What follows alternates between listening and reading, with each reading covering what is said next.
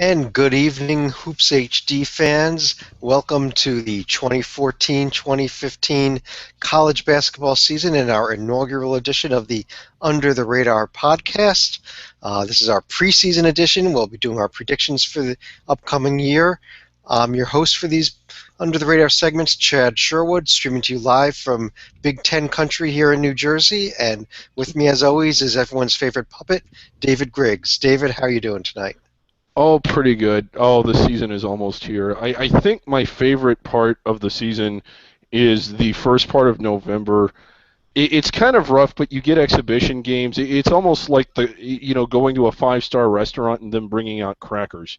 Like you want to get to the real food, but it's the largest expanse of college basketball ahead of you. That's where we are right now. It's starting out. By the time we publish this, we're actually recording it a week or two earlier, but we will already be playing games. They won't be regulation games. In some cases, there'll be close scrimmages, and they won't be games you can actually see. But there will be college basketball going on as you're watching this. So welcome to college basketball season. And then Rutgers, has this. I got to ask, Chad, has this stolen any of NJIT's thunder up your way, Rutgers to the Big Ten? Well, it kind of has, because there's been a lot more talk about Rutgers being in the Big Ten than the fact that NJIT, despite the fact that they were talking last year that this time this year they will be in a conference. No, they're once again an independent. Once again, nobody wants them. They're the unwanted stepchild of NCAA Division I. Maybe by next year, the Northeast or the America East or one of these conferences will come calling. But for now, another long season as an independent. It's a shame they're in the Northeast because the A-Sun needs a team, and really the Summit League could use a team. And, I mean, NJIT said that they go play in the Great West, so why wouldn't they go play in the A-Sun? Why wouldn't they go play in the Summit? It's a shorter travel distance for them than when they were playing in the same conference as Utah Valley and right. whoever else was in that conference. And it's not ideal for the other schools in the A-Sun. It's predominantly a bus league. I mean, but Northern Kentucky's in it. They're kind of an outlier, and it's either them or nothing. I mean, the league, because of schools like Mercer and some others leaving for football interests, they're just running out of teams. they need somebody. Yeah, I mean, the A-Sun is down to 8 teams, actually only 7 eligible teams because Northern Kentucky is still in transition. That is the bare minimum to be a conference. If they lose one more team, they go on to a probationary period that could end up with them losing their automatic bid status, but they're okay for now. So, well, David, I think our plan for tonight was we want to kind of refresh everybody as to what the definition of an under-the-radar team is. Yes. As we head into the season, and then we're going to go through our preseason top 10 lists among the under-the-radar teams, and then go into a little more in-depth analysis, try to get through as many of these conferences as we can, with just what we feel the teams to watch are in these leagues. Under-the-radar team, David, what is it? Well, NJIT fits that definition Definitely. to a T. What we've decided on is that it's teams outside the power conferences, and by that, or not the power conferences, the regular multi-bid leagues. So that's the ACC, SEC, Big 10, Big 12, Pac-12, the current Big East, the Atlantic 10, although we'll give them a little bit of a shout-out, and I believe the American Association. The Mountain West, yes. The Mountain West, okay. Yeah, those 9 leagues. But yeah, those 9 leagues are not under the radar. They're not under the radar, although on occasion during the season, I know last year we did speak a little A10 and a little Mountain West hoops on occasion, and we may end up doing that here and there this year, especially teams that are towards the middle of those leagues but might be in contention for an automatic bid but not getting very much national recognition. Like most of the A10 last year for whatever reason. Exactly. The other disqualifier to be in the under-the-radar team is if you are in the top 25, even if you are in a smaller conference. And this talks about teams like Gonzaga and Wichita State that had great seasons last year. They're both top 25 teams preseason this year. If you want my comments on Gonzaga, go to the podcast that we did about a few days ago, or by the time we post this, it'll be a couple weeks ago, in which I've predicted them as a potential Final Four team, but we're not going to be discussing that tonight. Right. Now, David, we're going to start off with our top 10. So this is outside of the major multi-bid conferences, outside of the top 25 teams like Wichita State and Gonzaga, from the smaller conferences, who you feel are the 10 best teams of everybody else heading into the season. So, Okay, David, I'll let you go first. going top down, I have Mm. number one Louisiana Tech. I think this is a team that we could see in the top 25. Very good season last year. They had a notable win at Oklahoma. They trailed down the stretch, but they were plagued by injuries, and they lost two starter to injuries and one starter to eligibility, if you can imagine that. 3/4 of the way through the season, La Tech is on quarters apparently, and he did not meet 6 hours. So, despite all of that, this team was still right on the bubble, right in the discussion. At least I thought they were. And they kind of limped into the NIT and were still impressive. At full strength, this is an at-large caliber team easily. The problem with them is the lack of opportunities, and it's not from a lack of trying. Mike White, the coach, was all over if you followed Basketball Travelers for the offseason. He was basically saying, we'll go anywhere, anywhere. And he couldn't get teams to play him, and it's really frustrating. Like, why wouldn't you want to play this team? I guess I know the reason, and it's a ridiculous one. Schools just think they have everything to lose and nothing to gain. Well, you don't have everything to lose. Oklahoma did not lose everything. They finished in the top 25. They got a 5 seed way inside the bubble. It wasn't a season-defining moment or a defining loss for them. They were fine. If anything, it was the kind of loss that in the eyes of the committee didn't hurt them at all.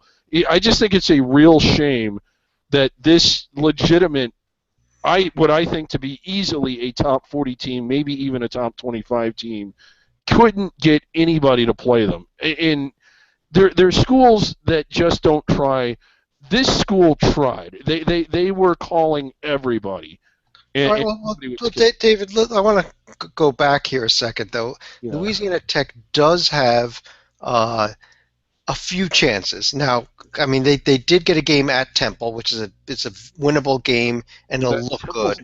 They're Yes, not but that good. they have a game at NC State, another winnable road game. But they've got to come up with these games. Yeah. They've got a game at Syracuse this season, and they've got a home game against an American team that I think is on your list later on here that I know you like this year.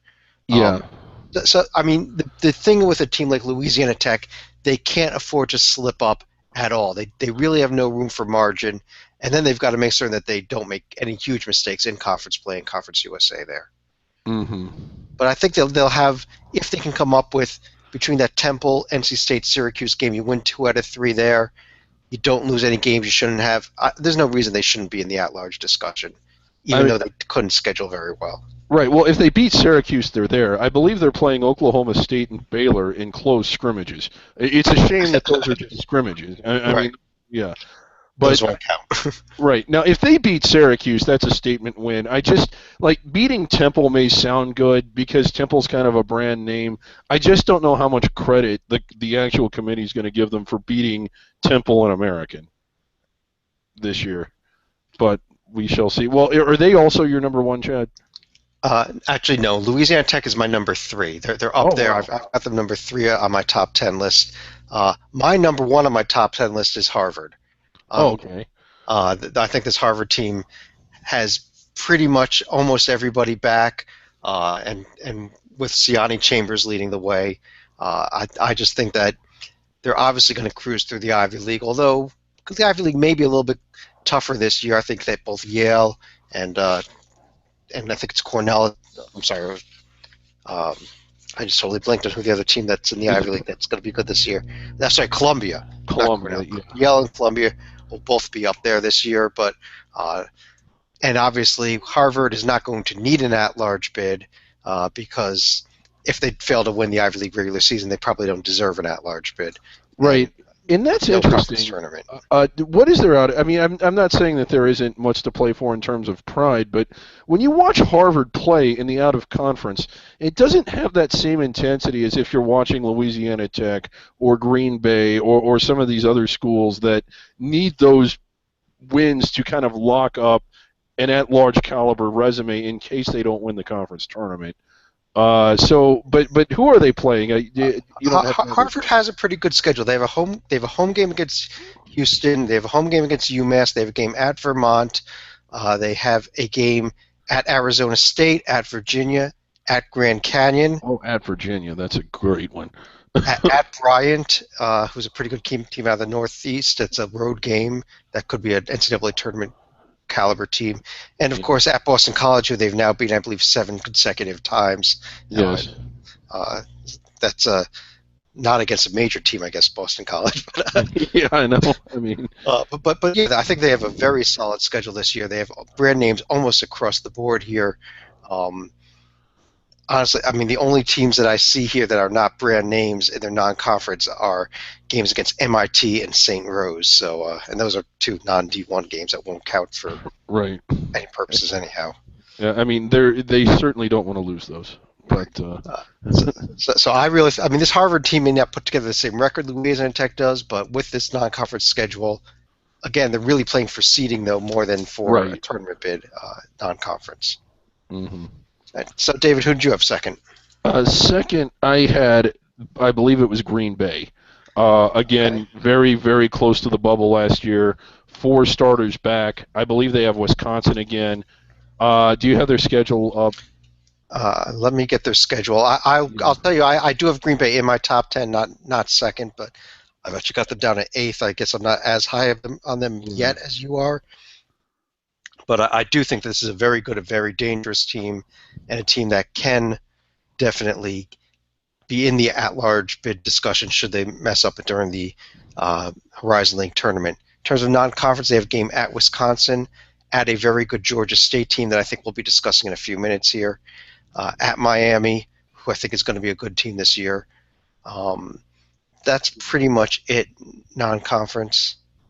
Actually, they played Georgia State twice. They have a home and home with Georgia State. That's kind of interesting. Yeah, I did notice that they had a home and home with Georgia State. So technical difficulties here. Okay, we're back. Oh. Okay. Yeah. But I do agree with you on this Green Bay team. I think that with everybody back, there's Kiefer Sykes leading the way there. Really, there's nobody that I think in the Horizon League that's going to seriously challenge them. Detroit has Juwan Howard Jr. maybe, but I don't know. Well, Milwaukee shouldn't. Milwaukee kind of played spoilers last year. They lost to Milwaukee twice, once in the tournament and once during the regular season. They avoid one of those losses. They're probably in the NCAA tournament last year. I believe when the S-curve came out, they were the 3rd team out. Like they were essentially they were the 3rd that was next in line to get in. Well, one of the reasons why they don't have to worry as much about Milwaukee is they will not be facing them in the Horizon League tournament. Milwaukee is on the academic progress rate list this year and will not be in postseason play, although they will have to play them obviously twice in the regular season. Yeah. David, my second place team on my list was the BYU Cougars out of the West Coast Conference. I noticed I don't think they were even on your list at all. Yeah, no, I like this BYU team. I guess I was I know they fit the definition of under the radar. They're definitely up there. Okay. I guess I was just thinking that they were a little more of a brand name. They are a brand name, so I guess that makes it kind of borderline. Although the West Coast Conference being one of the conferences we discussed, I thought I at least had them in there. But with Hawes and Collinsworth and everybody, this is going to be a very good team. Yeah, it's going to be a really good team. It's probably going to be a team that we see in the rankings at some point. And it'll also be a team that loses games that you can't imagine why they lost, if they're like BYU teams of old. But overall, yeah, it is a really good team. Who'd you have number 3? Third, I believe it was the Toledo Rockets. Again, another issue I think they're going to have is a lack of opportunities. I remember looking at their schedule, and they had a couple, but not many. This was a team that got close to the rankings a couple times last year. They did slip up a few times in league play, which really hurt them. But again, lots of players back, and they could post. I mean, they have it in them to really post a big record, 27-28 type, wins. I agree with you. I'm very high on this Toledo team. I have them up here in my top 10 as well. They got a shot at VCU. They got a shot at Oregon non-conference. At Duke is obviously, if they win that game, you can Yeah, probably ink them into the NCAA tournament at that point. right. They're bringing in Dre Applewhite as a transfer from Mississippi State. That's going to be a huge help into a team that was already loaded last year. So Yeah. I'm excited about this. And they do play in that West Division of the MAC. The MAC is one of two conferences left that actually do use a divisional format. The West is definitely the weaker division in the MAC Yeah. this year. The East is pretty loaded with teams like Akron and Ohio Ohio, should be good. Kent State, Yeah. Buffalo, and I kind of like this. Getting a little ahead of ourselves here. I mean, Bowling Green, who I've seen picked in some preseason forecasts dead last in the East, I think could be a big surprise team here in the MAC this Really? year. But Wow. Okay. Yeah. so keep an eye on them. That's one of my teams to watch out for later on this season. But I agree with you. Toledo Yeah. could be in the at-large discussion if they could find a way to do something in non-conference. Even if you lose at Duke, you win at VCU, you win at Oregon. That type of stuff will get you there. Oh yeah, yeah. I mean, out of those three, if they win one of them and they avoid bad losses, because the MAC will present some opportunities, not at high caliber wins, but if you go to Kent and win, if you go to Akron and win, like those are teams. Maybe not so much Kent this year, but Akron probably isn't going to lose, but maybe 2 or 3 home games all year. So the committee will see that if they go in and win there. That being said, they only play them once. Are they at Akron? Actually, this is I look at their calendar here. They do play Akron twice this year. That's Yeah. and even though they're in different divisions, so maybe they're not. Maybe the MAC is not actually using divisions for the schedule this year, and they're just kind Right. of just throwing it out there for the standings.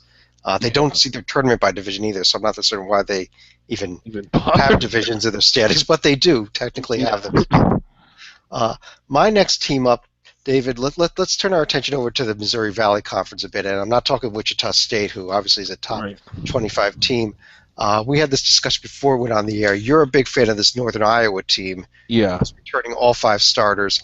I'm a big fan of another team in the Missouri Valley that's also returning all of their starters, and I think only even this year only has one senior on the roster, and he's a bench player. And that's this team out of Evansville that I think could be very good this year and maybe extremely dangerous last year if everybody comes back Yeah. again. Next year. So, but yeah, I mean, again, and one of the things when we were going through the show about the major conferences, a lot of these other teams, like from a lot of those, have a lot of new players. I think Louisville has 8 new players. It's not uncommon that you're just going down the list, and each team has 6, 7, 8 new players. You go through this under the radar list. You got Evansville with a lot of people back. You got Toledo with a lot of people back. Green Bay, lots of players back. Northern Iowa, who you talked about, a lot of players back. La Tech. I mean, is this sort of? I know the rankings aren't going to show it, but they never do in the preseason. Is this the year that we see a lot of under the radar quote teams playing their way up inside the bubble? Well, David, one of my key factors when I look at teams preseason is how many players do you have back and how many starters do you have back? How many Yeah. guys back do you have that averaged double digits in scoring last year, that Right. averaged 7 or 8 rebounds per year if you're talking about frontline players? Those are stats that I think indicate that if this is the type of player that takes the normal progression that most players take year by year, could step out and have a big year. And when you've got a team with 5, 6, 7 guys all like that, that's the type of team that I feel is dangerous. Plus, on top of that, this is a team that has been able to develop that team chemistry. A team Yeah. like Evansville, they had a losing record overall last year, but they were starting 5 freshmen and 5 freshmen and sophomores there. Now these are kids that have gone out there, have played together for a full season. They're all coming back again. They're coming off a 14 and 19 season. That could easily become a 22 or 23-7 season, and you pick up a win over Wichita State somewhere in there. You pick up a win over Northern Iowa, do something non-conference. There's no reason why the Missouri Valley, who's put multiple teams in the field before, can't do it again this year. Yeah. I mean, there isn't, and Well, I mean, Creighton's not I in the think league there's going to anymore, have but one. Yeah, they're going to have one way in the field. Wichita State. I know they're outside of our definition, but wow, are they good? right. All right. So Uh, moving on down the list. yes, who do you have next? Next, I had Harvard. We already talked Okay, about them. This is a team. Chad, you're going to be shocked when I say who my next team is go because it's for a it. team I was not big on at all last year. I think that I congratulated this team who played 18 games against schools outside the RPI top 250. I And then thought what that they do? was Then what they do after all that? I mean, that was some amazing weak scheduling. They went to the NCAA tournament and beat VCU. Beat VCU. They had to sweat out a lot of those games. I mean, I just thought that it was such a mirage, and they proved me wrong. And again, a team with a lot of players back in my top 10, a team that rarely cracked my top 10 at any point last year. I have SFA at number 5. I agree with you 100%. This SFA team. This team proved to us. I think I was with you a Yeah, lot last year criticizing this non-conference schedule for SFA, especially when you're playing in the Southland Conference. That is just a bad conference. yeah, That there's, I don't know if there's anybody in that conference that can even challenge them this year for at all. I mean, right. they should breeze through this conference. But in terms of their non-conference schedule this year, just give me a second here as I pull Yeah, this up for us here. This is SFA's non-conference schedule. Uh, this season, they have games at Xavier, at Baylor, at Memphis. yeah. And all three of those are within 2 weeks, aren't they? I mean, and those Yeah, all are within a week, right. basically. Yeah. Yeah, those are crucial because if they and there are they also in the Gulf Coast tournament with Evansville? Or am I smoking something? Well, I am Uh, smoking something, but has that yeah. affected my? As far as their tournament, they are in the Las Vegas Invitational. That's where they're going to be playing Baylor, Okay. and their bracketed game is against Prairie View, and then the winner of Austin P and Brown. They are in the Oh my. visitors bracket for that. Oh Lord. So Oh they that doesn't really help them their tournament. no. But the game Baylor, the Xavier game, the Memphis game, they got a Yeah. home game against Northern Iowa, who we just discussed, as well as a Right. quality team. So Uh, they've got 4. What's their margin for error? Say they go 2-2 in those games, and that's all they lose. Is that enough? I think that is enough, especially if they breeze through the Southland Conference again. And I mean, Yeah. they were perfect in the Southland last year. Right. If they do that again with a win over Baylor and a win over a Northern Iowa, I think Yeah. that and nothing, no other mess ups. You don't go and you lose Right. to North Texas, or you don't go and lose to Cal State Northridge, something like that. Yeah, because again, it is hard. I think, and we've seen it.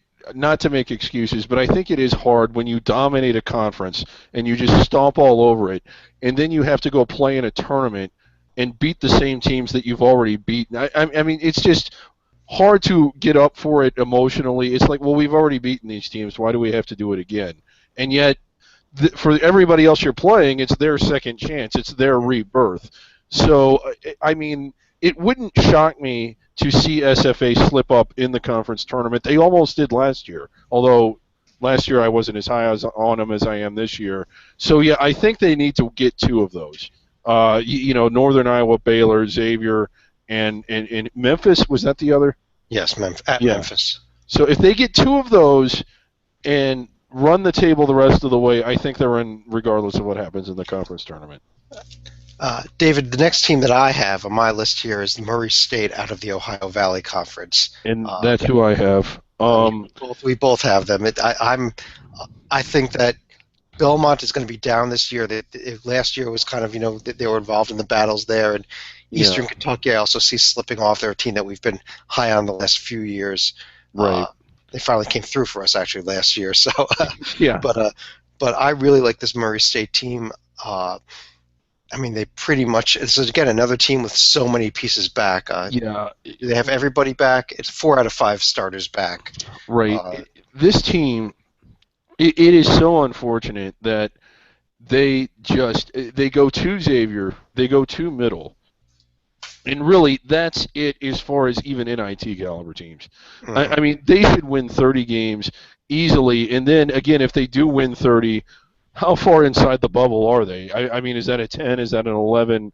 Where do they end up? They they really needed more good teams on their schedule. And are you noticing a pattern here? I mean, I am all for. I obviously am an under the radar proponent, and I do think it's a shame that a lot of schools won't play these teams. I also, having said that, think that they need to play each other. Why didn't, like, Murray could have played SFA, they could have played La Tech, they could have played a lot of other schools that are in their situation having this same problem. Well, I wonder here now. I mean, up until last year, ESPN was doing the Bracket Busters games Yeah. in was it late February or so, Yeah, it was the and last weekend or the third Saturday in February, I believe. I don't know that it had the TV ratings. I don't know that anybody other than you and I really cared about some of those It was a games. great event. But it was, and it gave us the shot to see. Let's match up Murray State against Stephen F. Austin. Give one of them a shot at another win against these same caliber teams. Hmm. And And I really maybe think it made a maybe that kind of difference. boosted some of these schedules those prior years that we're not seeing this year. Right, and when they started it, it was I mean, I guess they started about 12 or 13 years ago. Mhm. Like, we had satellite TV, but it wasn't as commonplace as it later became. And for a lot of people, they had heard of these teams but not seen them, and it was more or less a novelty, and it worked because that was a day where you could actually see these teams in action. So it was good from an exposure standpoint, but it was also good from a resume building standpoint. I definitely think it made a difference because you knew that you were going to get that one shot at a notable win late in the year, and I, they don't I have it agree, anymore. and and even more of a bonus on that is that part of the bracket buster rule was that you had to do a return game against Yes. that the following year. So if the league would match, if the ESPN would have matched up Murray State and Stephen F. Austin this year, those two Yeah. teams would play next year as well, giving them a boost for the following year's schedule. Now these Yeah. teams are back to try to find what exempt tournament to get into and who's willing to play them. And I Yeah. think you're right that I mean, why does a team like a Duke or a North Carolina or a Kansas or even a middle level team at these power conferences want to go and play a game against Louisiana Tech that'll only look like a bad loss if they lose it, and you're not going to get any credit for if you win it. Well, maybe not from the public at large. I think the committee definitely. If you went to Louisiana Tech and won, I think At the Louisiana, committee would give you. went there, but I'm talking about even hosting these teams. Yeah, I know. It's Mhm. I don't know. I don't think you have that much. I think the perception is not the reality. The society will not collapse if you get out there and lose a game. Louisville plays Western Kentucky regularly. They've lost to them, albeit not often, but they have. Xavier plays Miami, Ohio regularly. They've lost to them. I want to say the year North Carolina won the national title once, they went to Santa Clara and lost. Oklahoma lost to La Tech last year. It wasn't a season. A game like that will never define your season.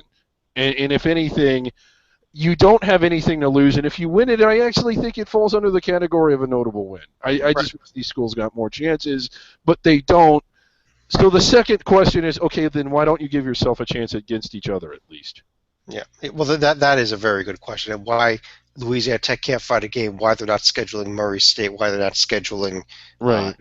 the next team on my list? For example, is Georgia State. Do you have them on? Yeah, I think you have Oh, them yes. also, right? I love this Georgia State team. Again, Kevin Ware, is he going to play this year? I believe he will because he Kevin Ware committed. will be playing this year. Yeah. R.J. Hunter, Ryan Harrison. I mean, this is just a This great, is deep this is good. team. Now, one of the things that's working against them, I think, is the Sun Belt's 18-game conference format. Again, it's two less shots at notable wins. Their out-of-conference schedule has some meat on it, does it not? Like, they're playing, I think, Green Bay. Uh, Uh, I believe you're right. They're playing. We just discussed that they're playing Green Bay twice, yeah, actually. yeah, which is Um, strange. but that's again for. I mean, I guess if either team sweeps that series, that's a big thing. Yeah, Georgia State also plays at Iowa State, yeah, at that's a good Colorado one. State. They host Southern Miss. Hmm. That's about it of note there. Yeah, Again, then you get into that huge long conference schedule that starts right there at the end of December and just right. goes And all the way to the middle of March. and it was so hard. But this was a team that dominated the Sun Belt last year. They were not in any sort of consideration for an at large, but clearly the best team out of the Sun Belt. I think they would have been very good enough to make a team sweat in the round of 64. I just hated to see them go out. I wish they had more opportunities. I hope they cash a few of them in and hopefully end up inside the bubble this year. This is a good Georgia State team. They're a lot of fun to watch. I wish they had a few more heavyweights on their schedule. David, I think we've also both gone through about 8 or 9 teams on our list. Is there anybody else that you have left on your top 10 here that we haven't Let me discussed? see. I got to pull it. This isn't as easy as it looks with no arms. I have one that, yeah, there's one that we missed, and I'm curious to see what you think of this UC Irvine team out of the Big West. This is kind of a dark horse for me. They do have 4 starters back, including their 7'6" center. So I don't know. I don't think that they're going to rise to the level of the other teams we've talked about as far as at-large caliber, but I could see them being a legitimate threat to win the Big West and make a little bit of noise and ruin someone's day in the round of 64 if they're able to get the automatic bid. Yeah, you're talking about Mamadou Njai there, who is Yes. 7'6", 290-pound monster in the middle. I think he's only a Yeah. sophomore still also. Right. But yeah, I mean, he's a monster there. I actually don't even think that Irvine's going to win the Big West. I Really? like this UC Santa Barbara team better than them. Do you? Alan Williams is probably the best player in the Big West Conference. I mean, Njai is a monster, but all he is a big old monster in the middle of the floor that's going to stand there and tell I people like Santa make Barbara. teams shoot from outside. Yeah, I Um, like Santa Barbara as well. I mean, I thought they were certainly really good last year. Unless you only happened to catch the Big West tournament, it was just an abysmal showing in there. Cal Poly was the best team in the Big West last year, right? Oh my God. That's the one thing. I mean, again, that's the one thing about the under the radar conferences. I mean, if you don't play your way up in November and December, you could dominate a league and not get in. We saw it with Santa Barbara. We saw it with Georgia State. It's not. I mean, the best team doesn't always get in. To a degree, we saw it in the SoCon with Davidson going out for Wofford. We'll get to that in a little bit. But yeah, is there anybody else? Another team that I had on the list as an honorable mention, and I don't think they'll even rise. They might even struggle to rise to the level of an NIT caliber team. Although I do think they'll finish first as American out of the Patriot League. I'm not. I do like this American team. I do think they probably end up taking the Patriot League. Yeah. However, I'm actually kind of excited about the Patriot League this year because I think top to bottom it may be one of the most competitive conferences in the country. I think that there is 6, 7, 8 teams in this conference that could win it, including this Army team, which is extremely deep with everybody back, and it's very rare that we ever discuss Army as a potential Yeah. NCAA tournament team, given they've never made the tournament before. But I've got Army coming in second in this conference. I don't see American getting into the at-large bid Oh discussion no, this year, though. and I don't either. I'm just kind of throwing out. I mean, I think we're past the point of what I think to be legit at large contenders. I have one other team that I think could be an at-large contender. It might be a stretch here. It's kind of my honorable mention team of my own here, Okay. and that is this Wofford team out of the Southern Conference. Davidson is gone from the Southern now. They've moved on to the A10, so they don't have to worry about them. Right. They've got a couple chances non-conference games at West Virginia, at Duke, at NC State, at Stanford. Well, they've done the right thing, giving themselves those chances. The thing about this Wofford team is they have basically everybody back from a team that won the conference tournament. I think I think a lot of people are kind of overreacting to that because they finished fifth during the season, and their run through that SoCon tournament wasn't exactly Herculean. The bracket kind of collapsed. Now, having said that, I'm a huge fan of Mike Young. I think he's done a tremendous job there. 3 NCAA tournaments in 5 years. I mean, he's really got Wofford going. I do think they're the best team in the SoCon. I just don't think they're good enough to rise to the level of being an at-large team. But he's giving himself those chances, which is more than you can say for some of the, like Murray State. David, we want to run through some of the conferences here quickly, and actually I want to take one step back. There was a team in my top 10 that we missed, and I don't think we did much of a discussion of Conference USA beyond Louisiana Tech. I think Conference USA is a multiple bid conference this year, and I do like this UTEP team here as a second bid, with one of those teams winning the conference automatic bid, the other one getting in. I also think there's a couple other teams in the Conference USA that can contend, including UAB. William Lee signing him, getting him into this UAB program when SEC schools wanted him. Was Yeah, maybe one of the signing coups in the country this year. Maybe up there with Sabonis going to Gonzaga, but right. I'm really high on this UAB team. I also think Charlotte, Old Dominion. There's a couple of teams here that could be competitive in Yeah, Conference USA. Old Dominion's a good story. I don't know if they're back to the NCAA tournament caliber yet, but their coach, whose name slips my mind, oh my God, has just done a great job. Blaine Taylor, I personally love what he did as a coach. I realize that it was a very embarrassing for him, hilarious for us way for him to leave. Let me get a little shout out to And Blaine here. And you're yeah, talking Jeff Jones at Old Dominion now, by the way. yeah, Jeff Jones. Thank you. Yeah, he's Mm. been at Virginia. He coached at American, and he's doing a really good job bringing Old Dominion back. They got a good fan base and a really good history. It was a hard situation for him to walk in, and just 2 years later, he's got them really turned around. I don't know if he's got them NCAA tournament turned around, but they're certainly pretty good. Um, Middle Tennessee is a team that's always good. I realize they lost a lot, but I could see them being in the picture again. UAB, they really have some good individual talent. They're very young. I think they're going to be starting a freshman at point guard. Is that right? I think that's the biggest hole with UAB. Chad Frazier, who was a Yeah. freshman last year, correct? Yes, he will. He left the program after last year. I think if Frazier could have come back and could have had another, I mean, he had a great season last year. Yeah, This team could have been your favorite in the Conference USA. absolutely, and it was an unfortunate situation. It involved, but again, we're not going to get into that. But yeah, the loss of Chad Frazier will hurt the team, but still, they still have some good individual talent. David, just running through some of the other conferences here. Let's kind of go in alphabetical order now. The America East, we have not discussed that conference. Uh, Obviously, a one-bit conference. I don't think there's any shot of an at-large here. I like this Hartford team to finally break through and get their first NCAA tournament bid here out of the America East. And one big thing about the America East this year, and let me just confirm this. Yeah, they have gone to full campus sites for their conference tournament. Oh, Remember last year, thank you. Albany was like the fourth seed, got to Yeah. host the conference tournament, and ended up winning. Those knocking off the top teams. Not going to happen this year. Full campus sites. I was not a fan. I am a huge fan of full campus sites. So good decision by the America East. Finally. One of your favorite conference, David. Both of our favorite conferences last year was the Atlantic Sun. Oh, I don't God, think the quite so Atlantic this Sun. year, though.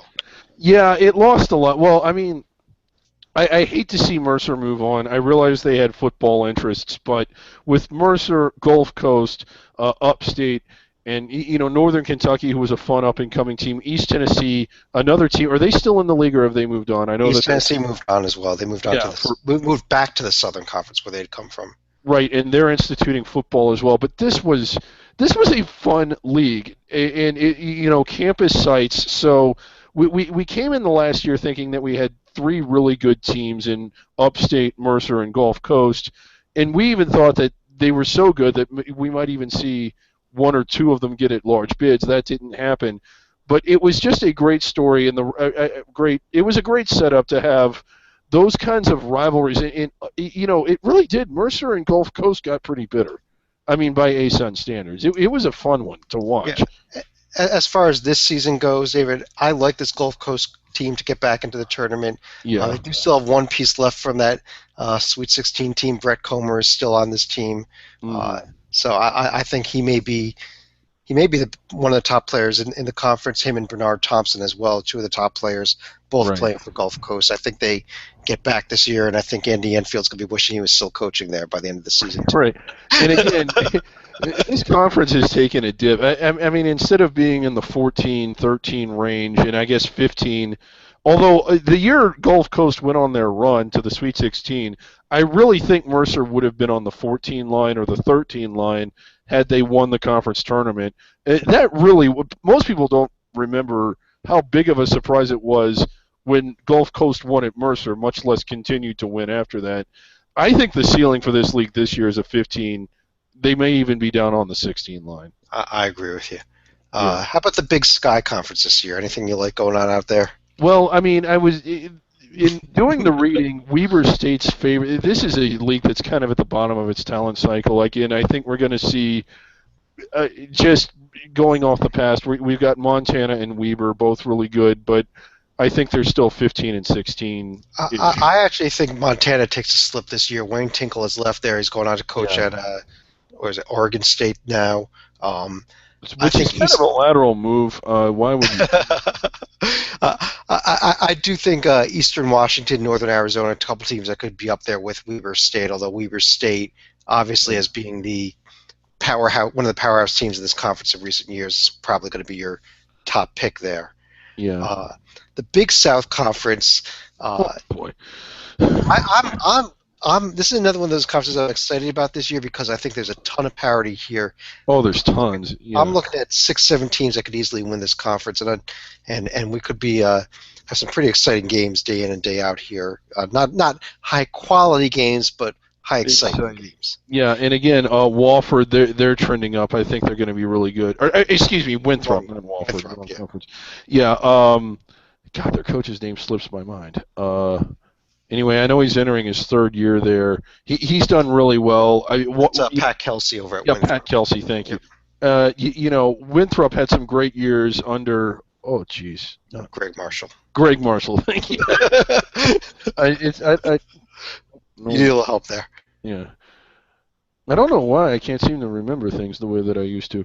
Anyway, and I don't think they're getting back to that point, but I mean, I do think they're going to be one of the front runners in the league. Campbell, what do they have coming back? I haven't. Campbell has lost a lot of pieces. I'm not high on Campbell this year.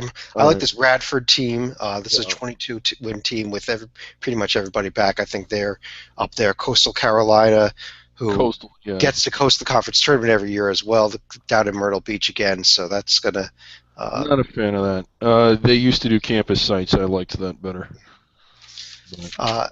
Moving on, the Big West we already discussed a little bit. You talked about Irvine and Santa Barbara. We have not discussed the Colonial yet, Dave. Dave, this is a conference that I think has fallen down way off of some of the heights that it had been at one point. They do welcome a couple new members here. College of Charleston moves over to the Colonial, as well as Elon moving over to the Colonial this year. And College of Charleston, who did they hire? Problem there, don't they? Yeah, but a little bit. I want to say they hired the assistant from Clemson. Again, it's Earl Grant is their Earl Grant. Okay. Oh boy. But yeah, this is. Why not? Let's go, Bill and Mary. I mean, that's who I'm rooting for. I have no idea if they're actually going to be it.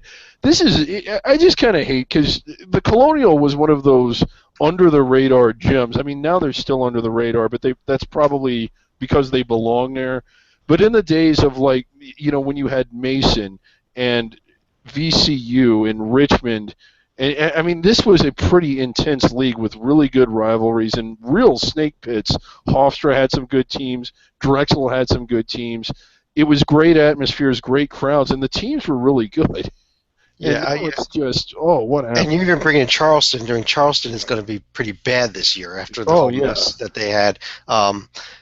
Bill and Mary, I think, is a good pick. Another team I'm keeping an eye on here is Northeastern. While they lost 21 games last year, this is a team with everybody about their top 8 or 9 players have all returned off of last year's team, and they're ready to make that step up here. Right, and I don't know if they've had their media day yet or not, but Northeastern seems to be the consensus favorite to win the league.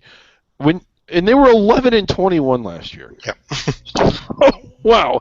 One of the good stories of this league, I don't know, is what Pat Scarry has done at Towson. 25 wins, I believe, last year. Was it 2 years ago that they were 1 and 31 and they won the Centenary Award, albeit controversially? Yes. Or was it 3 years ago? Just an unbelievable. 3 years ago, yes. Yeah, of turning them around. You haven't broken through to the NCAA tournament yet, but I'd go so far to say is that there's not a more improved program in the country in that short of a time span than Towson. I mean, that is remarkable what he's done. I'm surprised he hasn't gotten more acknowledgement or credit for it nationally. The problem that Towson's going to have this year is their top 3 players all graduated, so they're kind of in a rebuilding year. I still see them finishing probably in the top half of the conference standings, but I think an NCAA tournament this big is going to be a bigger long shot than it was in the last year. Yeah.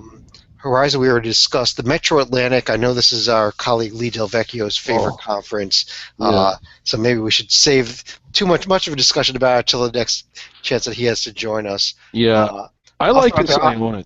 Who do you like over there? I agree with you. Iona's the team. Yep. Yeah, I mean, I like this Iona team. They don't. I think they returned three of their top five players. I'm not the biggest fan of Tim Kluse, but I mean, he wins. Uh, and it isn't anything personal. It's just as good as Iona has been, and as much as they've won, you just watch them, and you just can't help but get the sense, at least I can't, that they should be better. They're not hitting their ceiling, and when they lose, which isn't often, they lose stupidly. I agree with you.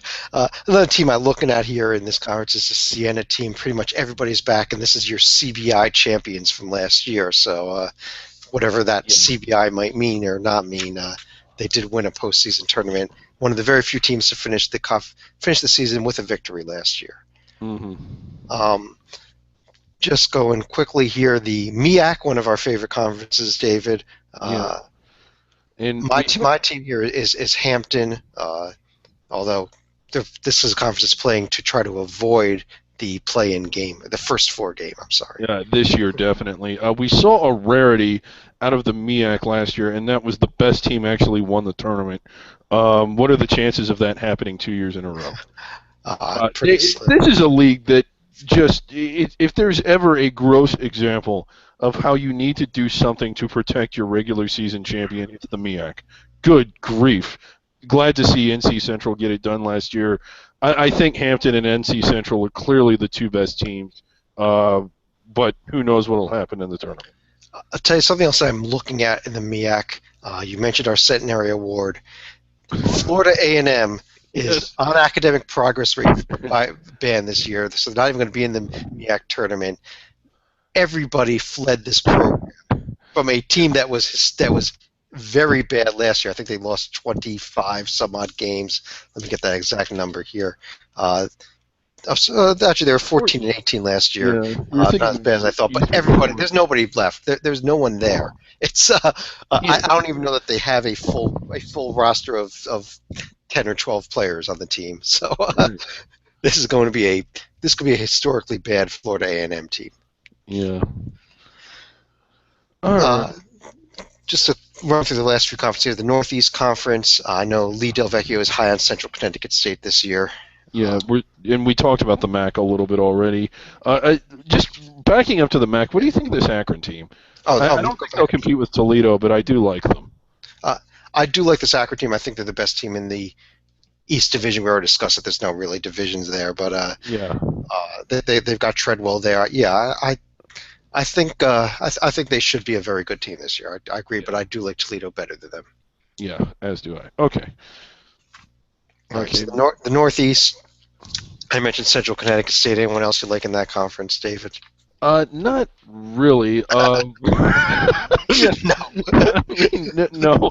I do like this conference. I mean, for those of you watching, when I say I don't like anybody else, I mean I don't like anybody else to rise to getting into the NIT if they don't finish first in the conference.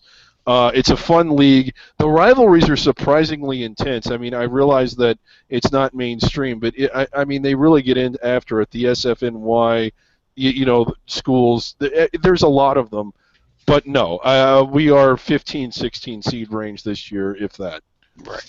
I agree with you there. We already discussed the Ohio Valley and the Patriot League somewhat earlier. Yeah. We discussed the Southern. We discussed the Southland. Just trying to quickly go through here. The Summit League, we did not get a chance to discuss. This was a league we were pretty high on last year as a potential multi-bid league with North Dakota State and Denver. And then Fort Wayne made that incredible run and almost won the automatic bid last year. Right. And that's a phenomenal turnaround for Fort Wayne. Fort Wayne would be my pick to win it this year. Unfortunately, they lost their coach, inexplicably moving to Jacksonville. I just don't understand that. He had such a good thing going where he was. The fan base was up. The interest was up. It looked like they were going to be one of the better teams in the league. I just don't understand that move to Jacksonville. I mean, they got nicer beaches there. I guess that was it. I agree with you. I mean, I've read that was considered a move up. I don't see it as a move up. I didn't see it as a move up at all. I mean, I don't think the A-Sun, I mean, I know we talked about how much we liked it, but that was in its older format. I don't think the program is better. I don't think the league is better. I don't think anything about it was better. Who did they hire? I'm not sure. New coach at Fort Wayne is Jeff Kaufman. Okay, do we know anything He about actually, him? I believe he had been an assistant there. Okay. Yes, he had been. So, Um, I mean, good yeah. luck to him. I mean, that's a pretty good situation for anybody to move up to be for their first head coaching job. Because I like this Fort Wayne team. I think they can win the league. I don't. Do we want to cover this now? I think we need to mention Omaha while we're talking about this. Not that they're a factor in the league, but just the sensational job they're doing as a transitional program. Yeah, Omaha last year actually got a postseason bid into the CIT. 17 and 15. They are in their final of their 4 years of transition here. So, starting next year, they will be postseason eligible. There's no reason that by next year that they're not going to be right there competing for the conference championship. Yeah. Looking at their roster this year, they do have a couple seniors. The top players are two of their top three players are seniors this year, but Are they going to uh, play? I mean, or are they going to try and redshirt them? I believe that they are actually going to play this Okay. year. Well, that's too Uh, bad. I will go to Indianapolis and campaign on their behalf. uh, Another team. Talk about the Summit League, though. Oral Roberts is returning to the Summit League this year after spending several seasons in the Southland. Yeah. Decided to get out of there, get away from Abilene Christian Right. and Lamar and all those other schools. We I like Oral Roberts to win this conference this year. Actually, they're my right. pick. And I love that it's called the Summit League, and we have schools like Fort Wayne, IUPUI, Western Illinois, Omaha, and Oral Roberts, which is located in Tulsa, Oklahoma. Right. About as unmountainous as any place could possibly be, those 5 schools. David, while we're talking Summit League, I want to mention one other thing here. This Denver team last year was a huge disappointment, I thought. Yes, I thought that they were a tournament team, and they were barely a Summit League tournament team. Are you done with Joe Scott yet? Yes. Because I mean, I thought he was supposed to be everything when he was at Air Force, and then over at Princeton, ends Yeah. up at Denver, and can't seem to do anything there with some extremely talented teams, God, both in the WAC and now here. and it's so puzzling because he did have a really good year at Air Force. Got them and at large bid. I want to say it was '04. I mean, it was at a time when Air Force had not done anything. Goes to Princeton and just took a bad program and crashed it. And then, like the year before last, he really did have a good Denver team. There was a time, I don't think we ever went so far to say that they were an at large, at least not in once the meat of conference play started, but that was a good Denver team. And then last year they were just awful.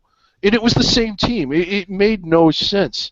And they have 4 out of their 5 starters back this year. Yeah, I can't even normally the type of team I would pick to win the conference.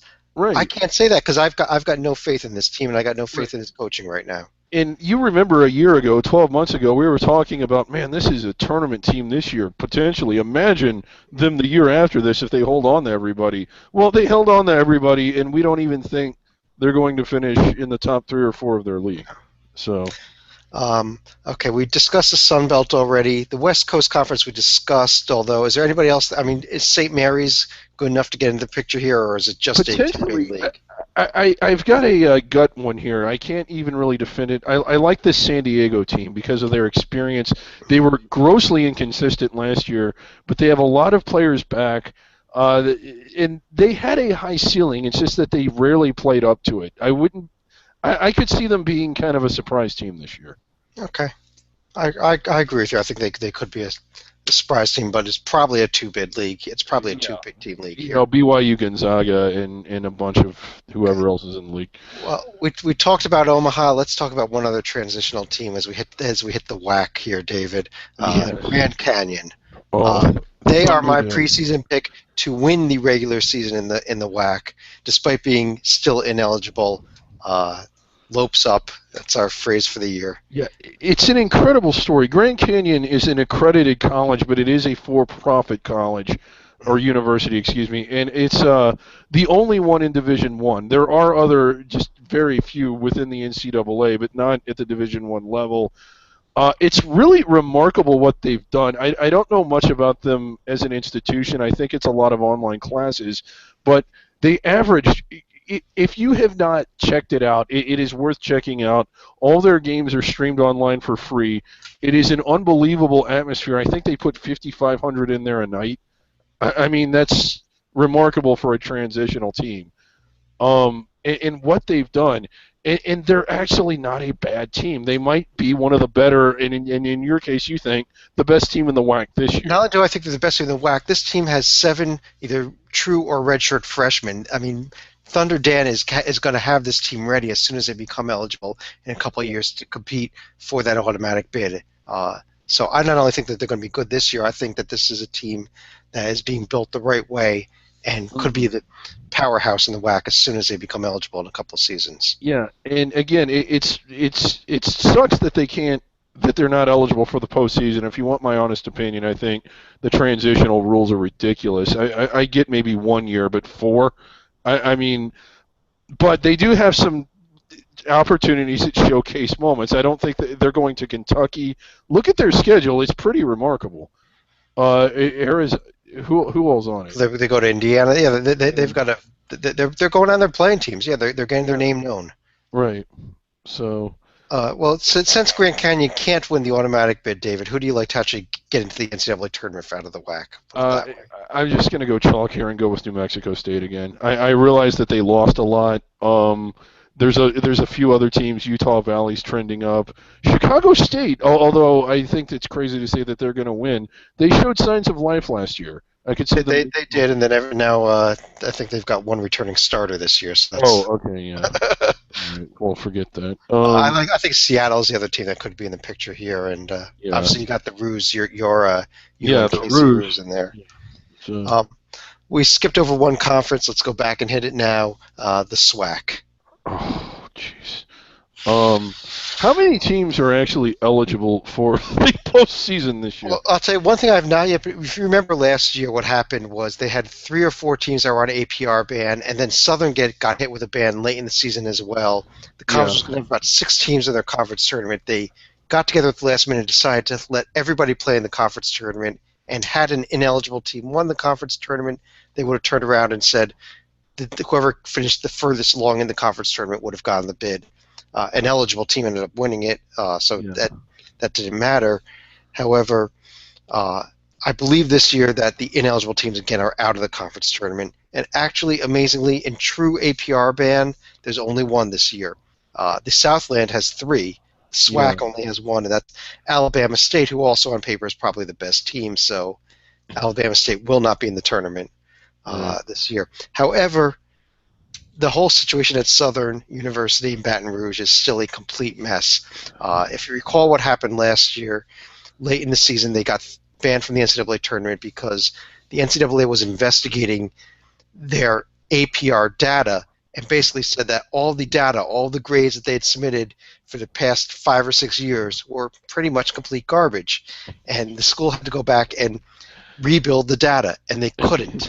Right. Now, I don't want to accuse anybody of anything here, but you're now a year and a half into this, and you cannot figure out a university what the grades were for its own students, when that is what universities do, is give grades to students.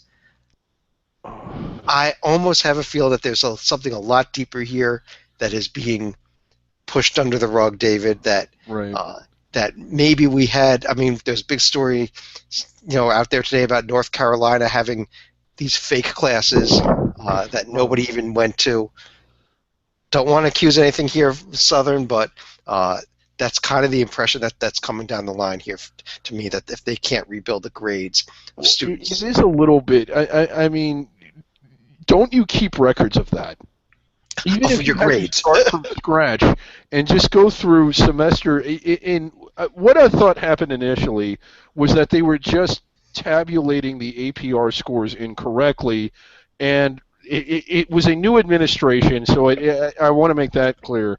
What the genesis of this had nothing to do with anybody that's presently there. Correct. It was a huge mess, to be fair to them, but at the same time, how is it not resolved yet? And if it hasn't been resolved, how is there not closure yet? There's nothing right now.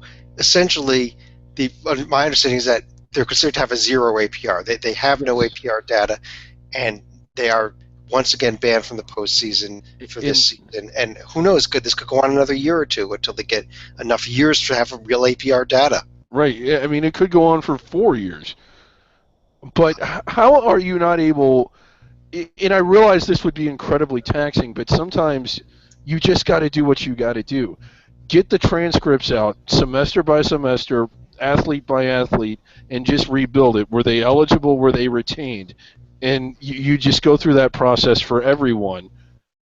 I don't know. I mean, And honestly, if there were violations here, okay, yeah, you say NCAA, we committed violations, give us right. our penalty. It's a 1 year ban. Great, we served it last year. Let Yeah, us move on. right. So it is a little bit alarming that this is not either resolved, and if resolved isn't the right word, how it isn't how there hasn't been closure yet. How is that still pending? I guess that's my question. I don't think we have an answer to that question, David. Yeah. Uh, well, given that Southern and Alabama State are not eligible, uh, we'll throw the one last basketball question for the night out there. Who is going to win the SWAC this year? I think we're going to see Texas Southern win it again. You think we're going to have Mike Davis back? I'm going to lean Yeah. towards Alcorn State as my pick there, but I think we're definitely playing for a spot in the first four unless there's a lot of upsets in conference tournaments. This is Right. a bad conference who two of their three best teams can't even play in the conference tournament. Wow. Oh boy. Anything else you want to discuss here tonight, David?